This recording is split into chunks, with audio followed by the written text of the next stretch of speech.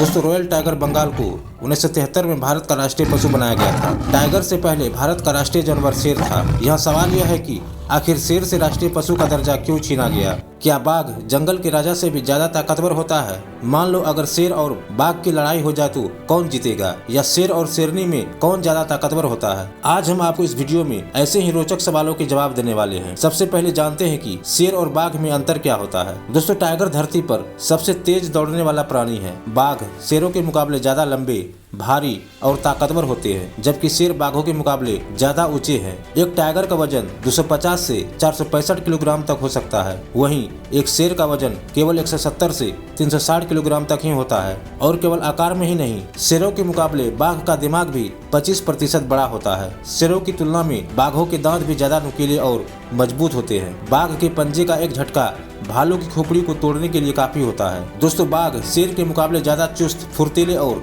आक्रामक होते हैं, क्योंकि वे अकेले ही शिकार करते हैं, जबकि शेर कुछ आलसी किस्म के होते हैं। वे ज्यादातर समय आराम से पड़े सोते ही रहते हैं। कभी कभी तो शेर 20-20 घंटे सोने में ही गुजार देते हैं। बाघ बेहद क्रूर और हिंसक जानवर है। चाहे उसे भूख लगी हो या नहीं, शिकार को देखते ही उस पर झपट्टा मार देते हैं। लेकिन दूसरी तरफ शेर केवल पेट भरने के लिए शिकार करते हैं। शेरों को अगर भूख न लगी हो तो उन्हें किसी से ज्यादा मतलब नहीं होता है। वे आराम ही फरमाते रहते हैं। बाघ शानदार तैराक भी होते हैं। बाघ 6 किलोमीटर तक आराम से तैर सकते हैं। बाघ नदी में बड़ी आसानी से शिकार कर सकते हैं। वे अपने भारी से भारी शिकार को लेकर नदी भी पार कर सकते हैं। इसी के साथ बाघ 6 मीटर से भी ज्यादा लंबी और 5 मीटर तक ऊंची छलांग लगा सकते हैं। तो अब आप सोच रहे होंगे कि अगर बाघ शेर से ज्यादा ताकतवर होता है तो जंगल का राजा शेर क्यों है, बाघ क्यों नहीं? तो देखिए, राजा केवल उसी को नहीं बनाया जाता जो सबसे ज्यादा ताकतवर हो, उसका स्वभाव और शक्ल भी देखी जाती है। शेर और बाघ दोनों ही देखने में शानदार है और दोनों ही जंगल की शान है, लेकिन फिर भी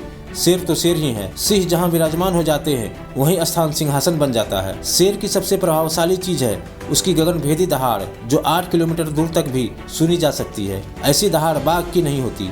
इसी के साथ शेर की गर्दन में लगे घने बाल, जो उसे बाकी जानवरों से कुछ अलग लुक देते हैं, बिल्कुल राजाओं जैसा। शेरों की रात में देखने की क्षमता 6 गुना ज्यादा होती है। शेर 81 किलोमीटर प्रति घंटे की रफ्तार से दौड़ सकता है और 36 फीट ऊंची छलांग भी लगा सकता है। इन सब के अलावा शेरों का स्वभाव इतना ताकतवर होने के बाद भी शेर बाघ की तरह बिना वजह शिकार नहीं करता। दूसरी बात, वे एक राजा की तरह ही व्यवहार करते हैं। दरअसल शेर झुंड में रहते हैं। एक झुंड में 1 या 2 नर शेर और बाकी 10-15 शेरनियां और बच्चे होते हैं। इस झुंड के लिए खाना जुटाने और बच्चों को पालने की जिम्मेदारी शेरनियों पर होती है। वे शिकार करके लाती है और शेर और बच्चों के सामने डाल देती है। शिकार का सबसे बड़ा हिस्सा नर शेर खा जाता है और मादाओं को बाकी बचा खोचा शिकार ही खाने को मिलता है। नर शेर झुंड की सीमा पर नजर रखते हैं और झुंड की रक्षा करते हैं। वे घुसपैठियों का पीछा भी करते हैं, यानी नर शेर एक राजा की तरह ही आराम करता है और झुंड को दिशा निर्देश देता है। बस यही कुछ ऐसी बातें हैं जो शेर को जंगल का राजा बनाती है। अब बात रही शेर और बाघ की लड़ाई की, तो शेर ज्यादातर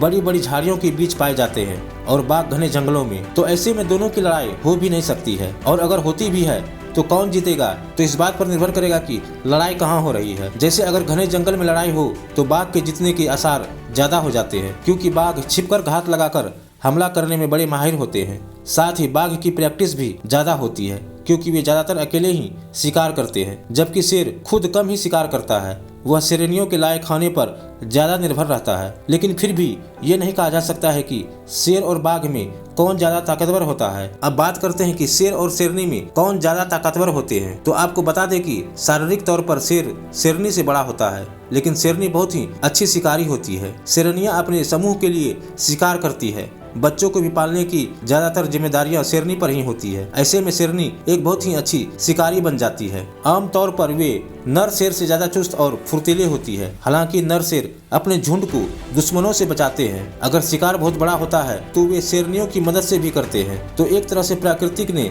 शेरों को लड़ने के लिए, जबकि शेरनियों को शिकार करने के लिए डिजाइन किया हुआ है। दोस्तों अब बात करते हैं कि शेर की जगह बाघ को क्यों भारत का राष्ट्रीय पशु बनाया गया है। दरअसल राष्ट्रीय पशु किसी देश की प्राकृतिक बहुयात का प्रतीक है। शेर 1972 तक भारत का राष्ट्रीय पशु था, क्योंकि एक समय यह पूरे भारत में पाया जाता था। बाद में शेरों की संख्या कम हो गई तो उसकी जगह रॉयल बंगाल टाइगर, जो भारत में हर जगह पाया जाता है, को भारत का राष्ट्रीय पशु बना दिया गया। इसके अलावा भारत में बाघों की संख्या भी घटती जा रही थी। इनकी घटती आबादी के कारण साल 1973 में प्रोजेक्ट टाइगर की शुरुआत की गई और उसी साल इसे भारत का राष्ट्रीय पशु घोषित कर दिया गया। भारत में अब बाघ के शिकार पर पूरी तरह से प्रतिबंधित है। प्रोजेक्ट टाइगर की शुरुआत के बाद से बाघों की आबादी में वृद्धि भी देखी गई है। और फिर रॉयल बंगाल टाइगर तो भारत के जंगलों की शान है। चपलता, सहनशक्ति और अदम्य ताकत को देखते हुए ये राजसी और घातक दोनों हैं, यानी यह बिल्कुल उपयुक्त था भारत का राष्ट्रीय पशु बनाने के लिए। तो दोस्तों, आपको इन दोनों में से कौन सा पसंद है हमें कमेंट कर जरूर बताएं। वीडियो पसंद आए तो वीडियो को ज़्यादा से ज़्यादा शेयर करें,